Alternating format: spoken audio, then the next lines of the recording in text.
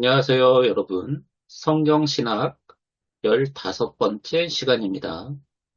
지난 시간에는 하나님 나라와 교회의 관계를 살펴보았습니다.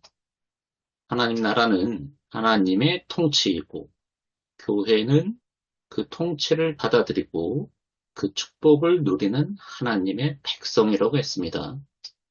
그렇다면 이제 자연스럽게 한 가지 질문이 생깁니다.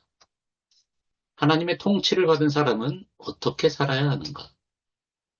하나님 나라에 들어간 사람과 그렇지 않은 사람의 삶에는 어떤 차이가 있는가? 바로 이것이 오늘 살펴볼 하나님 나라의 윤리입니다. 그런데 시작하기 전에 한 가지를 반드시 기억해야 합니다. 예수님의 윤리는 착하게 살아서 하나님 나라에 들어가는 방법을 가르치는 것이 아닙니다. 바로 순서가 반대입니다. 먼저 하나님 나라가 임합니다. 하나님께서 구원의 은혜를 주십니다. 그리고 그 나라를 받은 사람에게 그 나라에 합당한 삶이 나타나는 것입니다. 이 순서를 놓치지 마시고 오늘 말씀을 보겠습니다.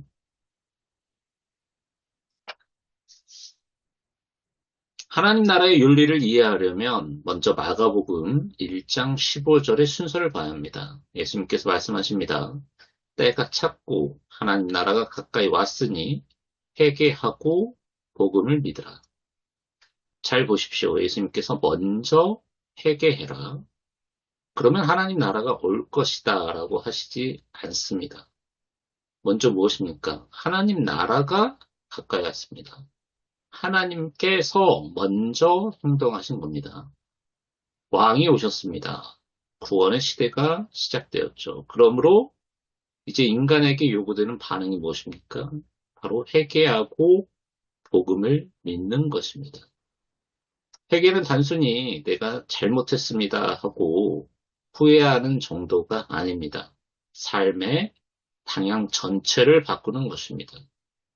이전에는 내가 내 인생의 주인이었다면 이제는 하나님의 통치를 받아들이는 것입니다. 그러므로 하나님 나라의 윤리는 처음부터 하나님의 통치에 대한 인간의 응답입니다. 그러면 하나님 나라의 백성에게 어떤 삶이 요구될까요? 예수님께서 산상수훈에서 아주 충격적인 말씀을 하십니다. 마태복음 5장 20절인데요. 너희 의가 서기관과 바리새인보다 더 낫지 못하면 결코 천국에 들어가지 못하리라. 당시 이 말씀을 들은 사람들에게는 상당히 놀라운 말씀이었을 겁니다. 왜냐하면 서기관과 바리새인은 당시 누구보다 율법을 철저하게 지키려 했던 사람들이기 때문입니다. 그들은 11조를 했습니다. 금식했습니다. 안식일을 철저히 지키는 자입니다. 그런데 예수님께서는 제자들에게 말씀하셨죠. 너희 의가 그들보다 더 나아야 한다. 그러면 율법 조항을 더 많이 만들어서 더 철저히 지키라는 뜻일까요? 이에 나오는 예수님의 말씀을 보면 우리가 알 수 있는데요.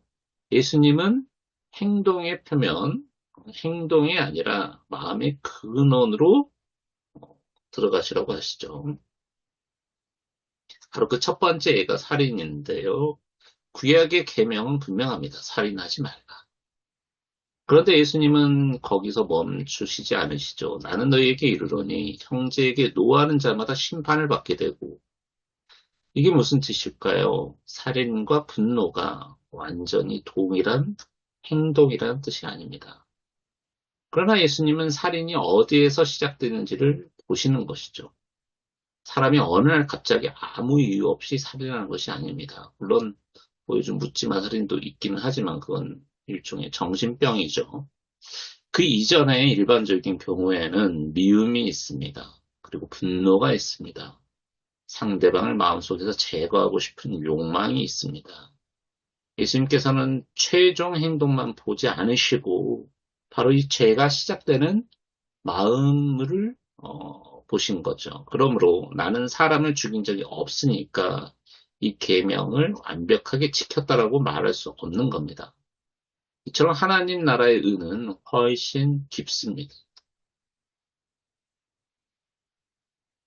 간음의 문제도 마찬가지인데요. 사람이 이렇게 말할 수 있습니다. 나는 실제로 간음한 적이 없습니다. 그런데 예수님께서는 다시 마음을 보시죠. 음욕을 품고 여자를 보는 자마다 마음이 이미 간음하였다. 여기에서도 중요한 것은 같습니다. 행동으로 나타나기 전에 먼저 마음이 있죠. 하나님 나라의 윤리는 단순히 행동을 억제하는 도덕이 아닙니다. 하나님께서는 마음을 보시고 다스리시는 것이죠. 그래서 성경에서의 참된 변화는 언제나 내면의 변화와 연결됩니다. 겉으로 아무 죄를 짓지 않는 것처럼 보여도 마음속에 욕망과 탐욕과 미움이 가득하다면 그것을 하나님 나라의 의라고 할 수 없는 것이죠. 그 다음은 말의 문제입니다. 당시에는 무엇을 두고 맹세했느냐에 따라 그 맹세의 효력이 다르다고 생각하는 경우가 있었는데요. 성전을 두고 맹세했느냐, 성전에 금을 두고 맹세했느냐의 식입니다. 그러다 보면 사람은 교묘하게 빠져나갈 수 있는데요. 내가 이것을 두고 맹세한 것은 아니니까 반드시 지킬 필요는 없다. 예수님이 이런 식의 복잡한 계산 자체를 없애셨습니다. 너희 말은 옳다, 옳다, 아니라 하라. 이게 무슨 말인가요? 하나님 나라의 백성은 또 특별한 맹세를 붙여야만 믿을 수 있는 사람이 되어서는 안 된다는 것입니다. 평소의 말 자체가 진실해야 합니다.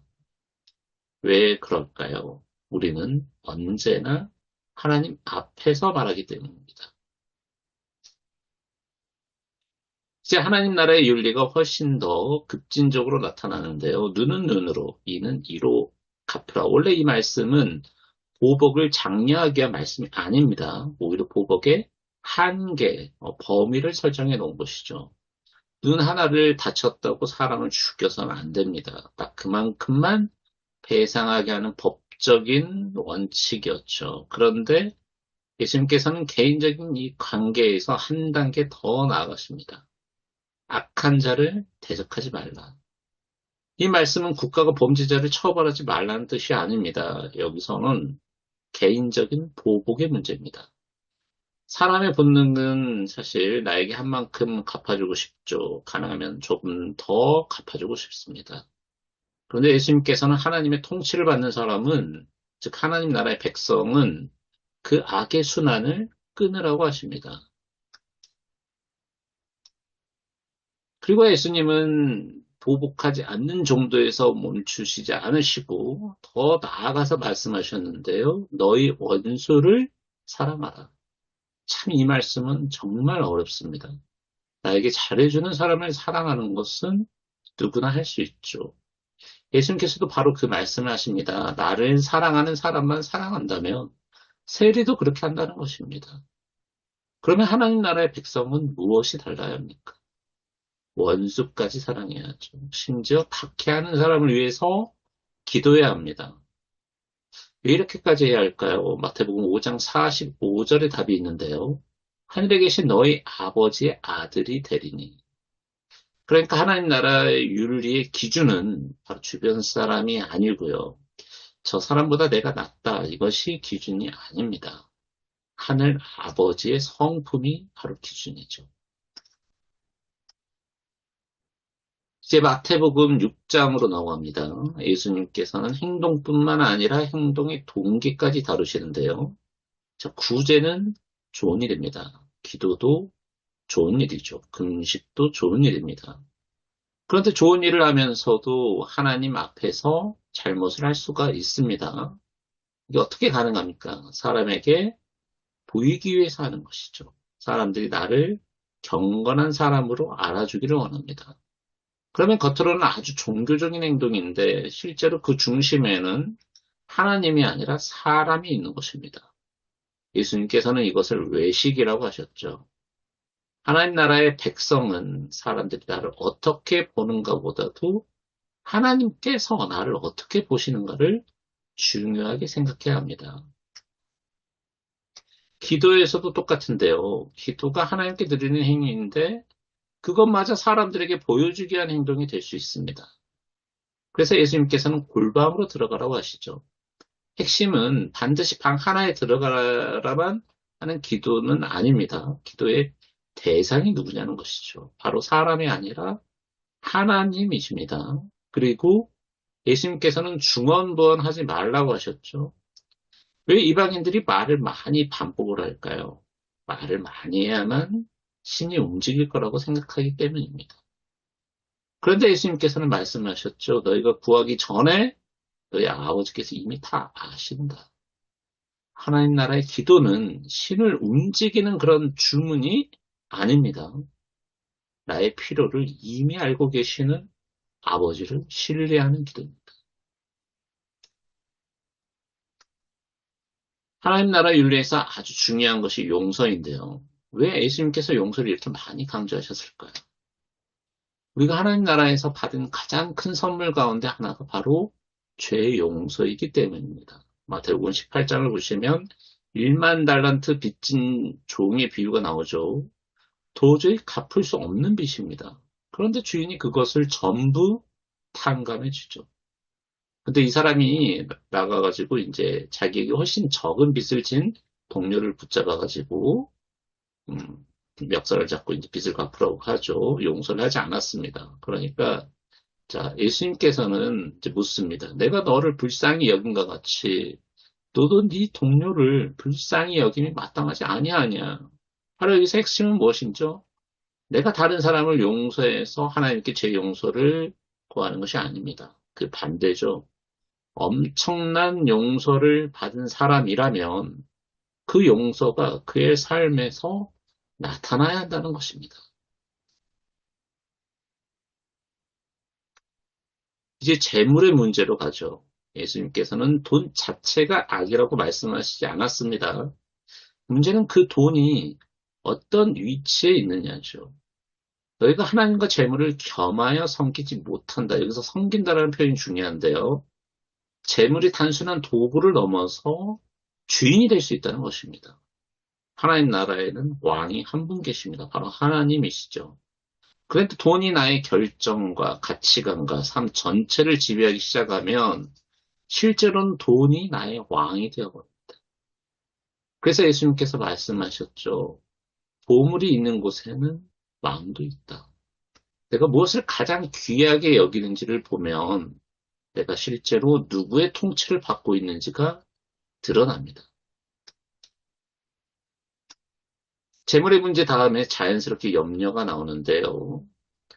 왜 사람이 돈을 붙잡을까요? 바로 불안하기 때문이죠. 내일 먹을 것이 없으면 어떡하지? 입을 것이 없으면 어떡하지? 미래는 뭐 먹고 살지? 그런데 예수님께서는 말씀하십니다. 너희 하늘 아버지께서 이 모든 것이 너희에게 있어야 할 줄 아신다. 이 말씀은 아무 계획도 세우지 말고 아무 일도 하지 말라는 뜻이 아닙니다. 초점은 무엇을 삶의 최우선에 둘 것인가이죠. 이방인들은 먹고 마시고 입는 것을 인생의 궁극적인 목적으로 삼습니다. 그러나 하나님 나라의 백성에게는 그보다 우선하는 것이 있죠. 먼저 그의 나라와 그의 의를 구하는 것입니다. 왜 그렇게 할 수 있을까요? 바로 하나님이 우리의 아버지시기 때문입니다. 마태복음 7장에서는 판단의 문제가 나오는데요. 비판하지 말라. 이 말씀을 모든 종류의 분별을 하지 말라는 뜻으로 읽어서는 안 됩니다. 같은 장에서 예수님께서는 거짓 선지자를 분별하라고 말씀하셨죠. 그러니까 문제는 분별 자체가 아니고요. 자기 의에 빠져서 다른 사람을 정죄하는 태도입니다. 예수님께서 아주 재밌는 그림을 보여주시는데요. 다른 사람 눈에는 작은 티가 하나 있습니다. 그런데 내 눈에는 커다란 들보가 들어있죠. 그런 상태에서 다른 사람 눈에 티를 빼주겠다고 하는 것이죠. 예수님께서는 먼저 네 눈에 들보부터 빼라. 하나님 나라의 백성은 항상 다른 사람보다 먼저 자기 자신을 말씀 앞에 세워야 합니다. 그리고 예수님의 윤리를 아주 간단하게 압축하는 말씀이 나오죠. 굉장히 이제 성경을 모르는 사람들마저도 알고 있는 유명한 구절이죠. 마태복음 7장 12절 말씀입니다. 무엇이든지 남에게 대접을 받고자 하는 대로 너희도 남을 대접하라. 그리고 흔히 황금률이라고 부르는 말씀입니다. 여기서 중요한 것은 적극성입니다. 단순히 남에게 나쁜 짓 하지 말라가 아니죠. 그것은 소극적인 윤리입니다. 예수님은 여기 3단계 더 나아가시죠. 그러니까 저 사람의 입장이라면 어떤 대접을 받고 싶으냐. 그렇다면 네가 먼저 그렇게 하라는 것입니다. 그러므로 하나님 나라의 사랑은 악을 피하는 것으로 끝나지 않고요. 적극적인 선의 실천을 강조합니다. 그러면 이 많은 명령들을 하나로 압축할 수 있을까요? 예수님께서는 직접 이것을 요약해 주셨는데요. 한 율법 교사가 묻습니다. 율법 중에서 어느 계명이 가장 큽니까? 예수님께서는 첫째를 말씀하십니다. 네 마음을 다하고 목숨을 다하고 뜻을 다하여 주 너의 하나님을 사랑하라. 그리고 둘째입니다. 네 이웃을 내 몸, 내 자신같이 사랑하라. 그리고 말씀하시죠. 이 두 계명이 온 율법과 선지자의 강령입니다. 그러니까 하나님 나라의 윤리 중심은 수많은 규칙을 외우는 데 있지 않고요. 먼저 하나님을 사랑하고 그 사랑이 이웃을 향해서 나타나는 것입니다. 하나님 나라의 윤리는 권력에 대해서도 세상과 완전히 다른 질서를 보여주는데요. 제자들은 계속 누가 더 큰가를 놓고 다투었습니다. 왕국이 오면 누가 오른편에 앉고 누가 왼편에 앉을 것인지 관심을 가졌죠. 그런데 예수님께서 말씀하십니다. 세상의 권력자들은 사람들 위에 권세를 부린다. 그리고 아주 중요한 말씀을 하시는데요. 너희 중에는 그렇지 않을지니 하나님 나라는 방식 자체가 다르다는 거죠. 큰 자가 되고 싶다라는 것은 오히려 섬기는 자가 되라는 것입니다. 그리고 예수님은 말씀만 그렇게 하신 것이 아니죠. 자기 스스로 예수님 자신이 그렇게 하셨죠. 실천하셨죠. 왕이신 분이 섬김을 받으러 오신 것이 아니라 섬기러 오셨고요. 자기 목숨까지 내어주셨습니다. 그러므로 하나님 나라의 윤리 최고의 모범이 바로 섬김을 보여주신 예수님 자신이시죠. 여기서 중요한 질문이 하나 생기는데요. 우리가 선한 행동을 많이 하면 하나님의 백성이 되는 것일까요? 자, 예수님께서는 나무와 열매의 비유를 사용하시는데요. 좋은 나무가 좋은 열매를 맺습니다. 나쁜 나무가 나쁜 열매를 맺죠. 그런데 순서를 봐야 합니다. 자, 좋은 열매를 매달아 놨다고 해서 좋은 나무가 되는 것이 아닙니다. 먼저 나무가 좋죠. 그래서 좋은 열매가 나옵니다. 자, 하나님 나라의 윤리도 마찬가지인데요. 사람이 선행을 많이 해서 하나님 나라의 백성이 되는 것이 아니라 하나님의 통치를 받아들인 사람들의 삶 속에서 그 나라의 열매가 나타나는 것입니다. 바로 이 점을 우리가 놓치면 하나님 나라의 윤리가 다시 율법주의가 되어버립니다. 그렇다고 또 반대로 생각해서도 안 됩니다. 그러면 행위는 아무 상관이 없구나. 그냥 믿는다고 말하면 되는구나. 자, 예수님께서는 그렇게 말씀하시지 않으시죠. 마태복음 7장 21절입니다. 나더러 주여 주여 하는 자마다 다 천국에 들어갈 것이 아니다. 굉장히 엄중한 말씀인데요. 입으로 예수님을 주님이라고 부르는 것만으로 충분하지 않습니다. 자, 왜 그럴까요? 정말 예수님이 나의 주님이시라면 그분의 말씀을 전혀 무시하면서 우리가 살아갈 수가 없기 때문입니다. 누가복음에서는 아주 직접적으로 말씀하시는데요. 너희는 나를 불러 주여 주여 하면서도 어찌하여 내가 말하는 것을 행하지 아니하느냐. 그러므로 참된 믿음은 삶과 완전히 분리될 수가 없습니다.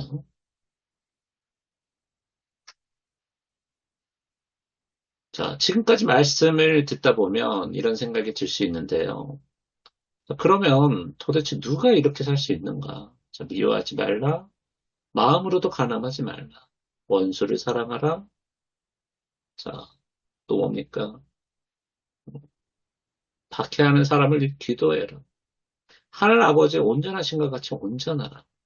자, 이것이 어떤 인간적인 노력만으로 가능할까요? 자, 그렇지 않습니다. 부자 청년 아시죠? 부자 청년 사건 뒤에 제자들이 부자 관원이죠. 놀라서 묻습니다.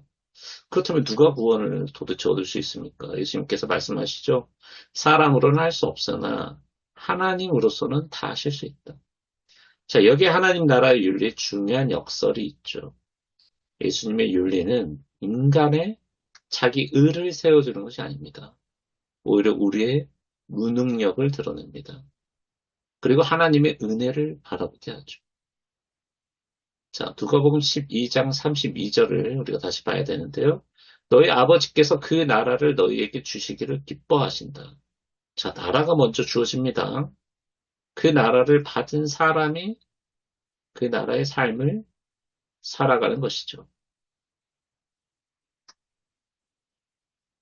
자, 결론입니다. 자, 예수께서 선포하신 하나님 나라가 임하면서 그 나라의 백성에게도 새로운 삶의 질서가 요구되었죠.